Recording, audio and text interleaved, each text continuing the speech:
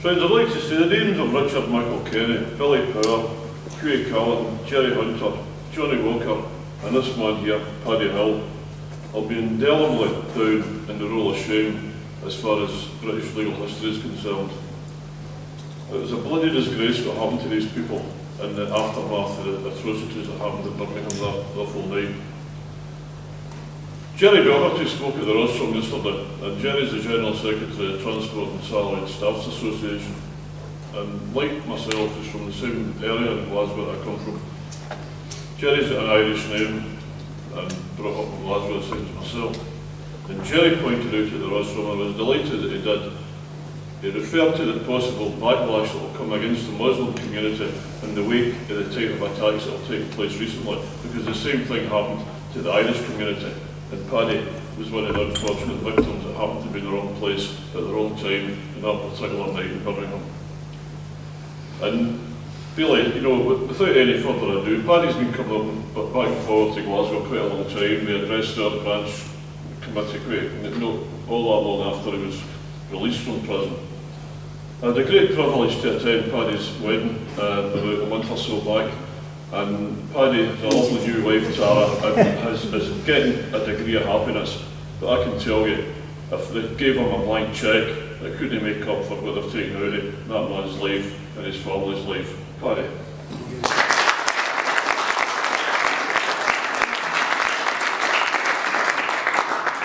As you know, ladies and gentlemen, I got dumped in the Birmingham pub bombings over 30 years ago. At the time of the Birmingham pub bombings, I was a happy-go-lucky guy. Married, 6 kids, 5 daughters and a son being the youngest, and to me, well, our lives were complete. And don't get me wrong, I wasn't one of these nice little fucking guys that went around 9 to 5 jobs and that. I have a criminal record. Not particularly proud of it, but again, I'm not particularly ashamed of it either. Mainly for violence, and of course, I come from a violent area of Belfast. What sick me when I first come to England was the big signs on the walls, vacancies applied within. And next day there'd be another sign, no paddies and no walks need apply. And of course we did the same thing in the lodging houses, and I seen the discrimination. The majority of my problems when I was a teenager in Birmingham wasn't due to me, mainly due to my family and also to my friends, but of course I was usually the first one in with the blade here, fuck you for some of this, and that was it, and it kicked off. And of course, by the time I was 16 years of age, I realised this one of us was going to have to go to jail. And I told my father I was quite happy to go to jail for my family. I'm very happy to stand here and say I've got 4 brothers and a sister, and they're all clean. They've never been in jail, they're all tradesmen, I sent them to college and what have you. But I went to jail. But by the time the Birmingham pub bombs had come around, well, of course, as you know, what happened today is reminiscent of what happened 40 years ago in Ireland. The present troubles erupted in Ireland in the 60s. And of course with it came legislation. And the same legislation is now being brought in today. New terror acts, this, that, the other. And of course, 2 of the biggest things that changed the situation in Ireland was Bloody Sunday and internment. I'll tell you a bit more about internment here in a minute. But also, people in Ireland decided, fuck it, why should we bomb our own country, let's take it over there. But look at Irish history.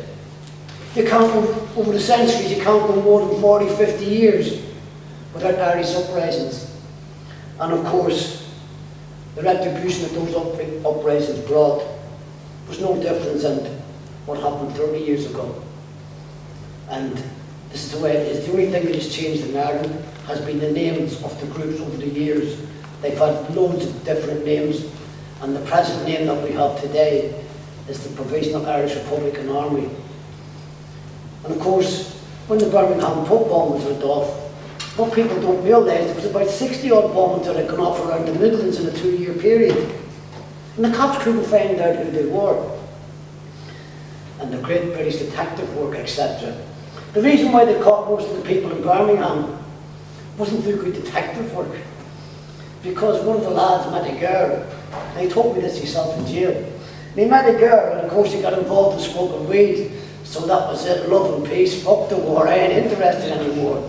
And when the boys come round to pick him up, he didn't want to go bombing. But what they didn't know was that he left a message with his girlfriend to take to the police station, which they did. The police at this time were looking for him for nearly 2 years in Birmingham and they couldn't find him. You know why they couldn't find him? The police station, the address is number 1 Shallow Green Lane, and the bomb factory was next door, number fucking 3. That's why they couldn't find us. So not only that, the boys were using the actual police at the back, their lock-up garages for to keep their gear. That's how intelligent they were. But of course, up until the night, I don't know what happened, ladies and gentlemen, with the bombings in England. Up until 1974, the earlier part of 1974, there was only one person that had been killed in actual bombings in England. That's the whole of England. And that was an army bomb disposal expert who tried to defuse a bomb in Birmingham in July 74. It had been there for about 7 or 8 hours, and of course, in them days, the bombs were that, well, they were so unstable that so many IRA volunteers ended up killing themselves and what became known as own goals. When they were transporting the bombs, they only had to go over a bump in the car, and the next thing you know, the car was gone and everybody in it. That's how unstable they were. But then the Birmingham, just before the Birmingham pub bombings, things changed in England. I don't know why, but suddenly we ended up getting bombings without warnings. We had the first one was a coach bombing, which again, a young English girl, Judith Ward, was wrongly convicted and spent 18 years of her life in prison for. And then you had the Guildford Moorage, and then you had the Guildford Four for that. And of course we had the Birmingham pub bombings. Before that, when the bombs went off in England, you might find this hard to believe, but I'm sure if you get the old newsreels you'll see it, particularly in Birmingham. The Rotunda was bombed I don't know how many times in Birmingham, and every time it got bombed, everybody in the town centre came out. And when it went up, everybody's be there cheering, up the row, up the row. And this was English people. They thought it was a game.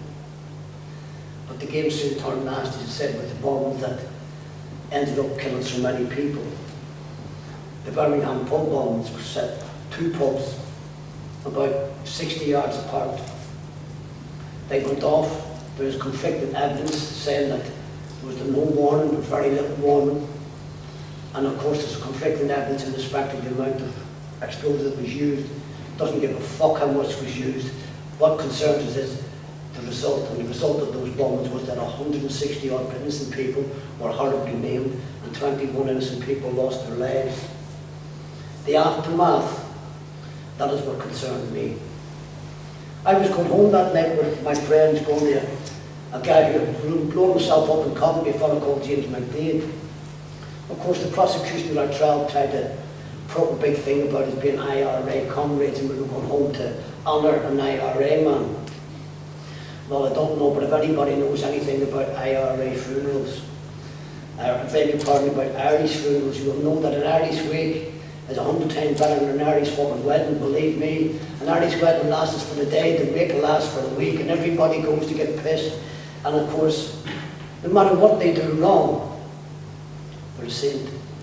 You could have a guy lying in the box and you'd hear him all around his coffin, oh God bless him, she'd never done anybody harm. He was probably the most harmless old bastard living that came home and bothered to wait for kids every fucking week for 30 years. But when he's dead, oh God bless him. This is what Ireland's all about. We make fun of ourselves, and that's one of our great fortitudes for us. Of course, when the Birmingham pub bombs came around, hey, we were going home that night. We all have regrets. My regret is I didn't have a video camera with me when I was with the working police. But not too much about that. But I spent 16 and a half years, the next 16 and a half years of my life in prison. And you all sit there and people think that I was arrested. I have never ever been arrested for the Birmingham pub bombings. I went to the police station of my own free will. I walked into the police station at Morgan, and there's 2 little flights of steps. And even I'm saying this to you, I'm visualising myself walking up them steps in my little case. And little did I realise walking up them steps, that was the last steps of the freedom I was to take for 16 and a half years. The police put out all this big crap about a big, what do you call it, the dragnet. They caught us trying to flee the country. And let me tell you how they caught me. This is their great detective work. When we come off the boat, beg your pardon, off the train, you're getting on the boat, everybody's coming off the coaches, 7 or 8 of them. We're all converging on the door like that. And of course, in them days, it was the old dock sheds with a corrugated iron, what have you around it, concrete concourse inside. Come through the door. I'm one of the first few people through the door. And their barrier, the security bar, is half a dozen little tables you see in a cafe. Behind each one, 2 cops, uniform, plain clothes. And I goes up to one, they asked me a few questions, yeah, and plain clothes fella. His name, by the way, is Willoughby from the Morgan Police Force. A gentleman, and I mean that. And he says to me, you come into the office, and I said, where is it? Behind me. There's a wee porta cabinet you see on the building side. So he goes in there. He starts asking me questions, and I answer him. And one of the questions he asked me was, do the courts any money? And I said, no, any money I owed them, I paid them. And he started laughing at me, and I said, what's wrong? And he says, oh, he said, at least I caught you out there. I said, what do you mean you caught me out? He said, well, now I know you've got a criminal record. And of course, I started laughing at him. And he said, what are you laughing at? I said, I'm laughing at fucking you. What's I'm laughing at? He says, why? He says, listen, mister, let me and you get something before we go any further. By the way, ladies and gentlemen, I'm no respect to the police officer or anything. I don't give a fuck who you are, you don't impress me. I'll tell you what I think. If you don't like it, too bad. And I told the cop, I said, the only thing in Ireland that's green is the grass, not the people. Don't treat me like a fucking idiot. You've got a phone on the table. If you want, why don't you pick it up? You can CRO yourself into the plug yourself into the CRO at the Swansea, and you get my life story in front of you in 2 minutes. I'm not wanted for anything. And if I was, the Birmingham police know where I live. They've got my address and they've got my phone number. They come and pick me up any time. Anyway, me and this cop had a great crack, and he took me out of there and he walked up with me to the gangplank, and we were standing there talking for about 20 minutes. And then I got on the boat, and I realised that my mates weren't on the boat. And I'm thinking, they are getting the same sort of thing as me, because we're all from Belfast and we're from Birmingham. And of course, by this time I'd heard a rumour going around that bombs had gone off in England. Immediately, didn't register, didn't mean nothing. Because at that time, bombs were going off all over the Midlands every other week, about 2 or 3 times a week in different parts of the Midlands. So I didn't take any notice of it. And of course, this is how I got caught, this great British detective work. As my mates, there's 4 of them, so they've asked them the same as me to go down to the police station, and they said, yeah. So they come off out of the boat thing, and they go over to this police van. And as they're getting in the police van, my co-defendant, Jerry Hunter's in the police van, and he suddenly stops and he turns around and says, oh, by the way, mister, what about our mate, Paddy Joe? Paddy Joe? The cop goes, Paddy Joe? Who's Paddy Joe? Oh, he says, our mate, he's on the boat.